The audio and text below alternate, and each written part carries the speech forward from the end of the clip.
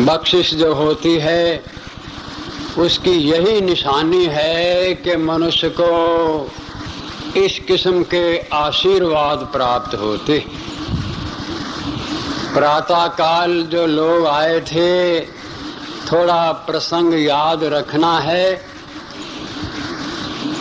कि भगवान कृष्ण जी ने अर्जुन को कहा है कि आदर्श पुरुष की निशानी क्या है। आदर्श पुरुष किसको कहते हैं?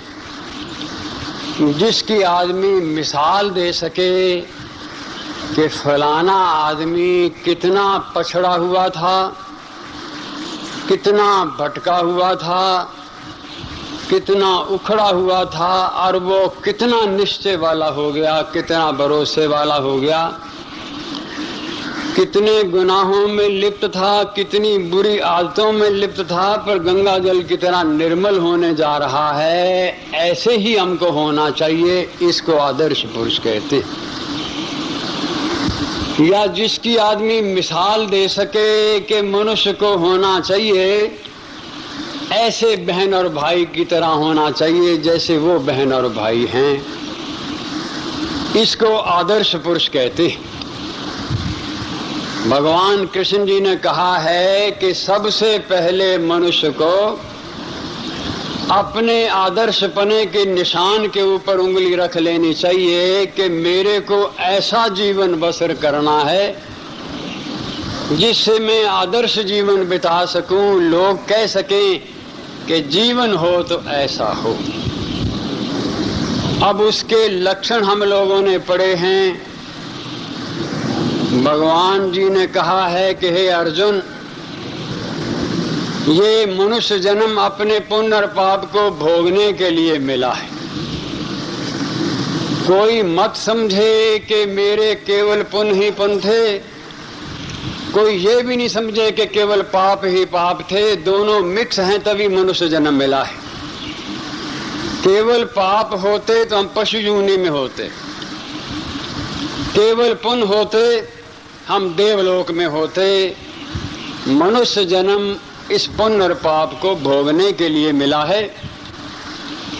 लेकिन परमेश्वर ने एक चांस दिया है कि जाओ अपने पापों को खत्म करके आगे के लिए देवलोक जाने की अपने मन में भावना रखो। उसके लिए आदर्श पुरुष की निशानी कही है। तो कहा है कि जो दुख में व्याकुल नहीं होता है, सुख में और सुखों के लिए रोता नहीं है, उसकी बुद्धि थोड़ी शांत होती है। बुद्धि को हिलाना जो है, मन को तड़पाना जो है, व्याकुल करना जो है, बेचैन करना जो है, ये मनुष्य को शांति नहीं देता है, स्थिरमति नहीं होने देता है। इस वास्ते दो बातें कही हैं कि आदमी को मरना पसंद नहीं है पर मरना जरूरी है। कीड़ी से लेके हाथी पर्यंत मौत को कोई पसंद नहीं करता है, लेकिन निश्चित बात यही है कि एक दिन जाना है, चाहे कोई अवतार है और चाहे कोई साधारण पुरुष है। जैसे मनुष्य को निश्चित जाना है, जिसका कोई उपचार नहीं है, उसको कहना बहुत सही है। उसकी सोच करे क्या कोई अवश्यम भावी है जो सोई। अवश्यम भावी है कि मनुष्य ने जाना ही जाना है, निश्चित जाना है। जो समय और जो स्थान उसका मुकर्रर है उस पर उसने जाना ही है, लेकिन जाने को कोई पसंद नहीं करता है। इसलिए कहा है संतों ने कि हे परमेश्वर, जब मेरा अंत समय आए तो मेरे संत सामने हों तो मेरे प्राण निकलें, ये भगवान से मांगते। उस समय फिर मौत नहीं रहती है, मौत तो फिर बख्शिश हो जाती है, आशीर्वाद देने वाली होती।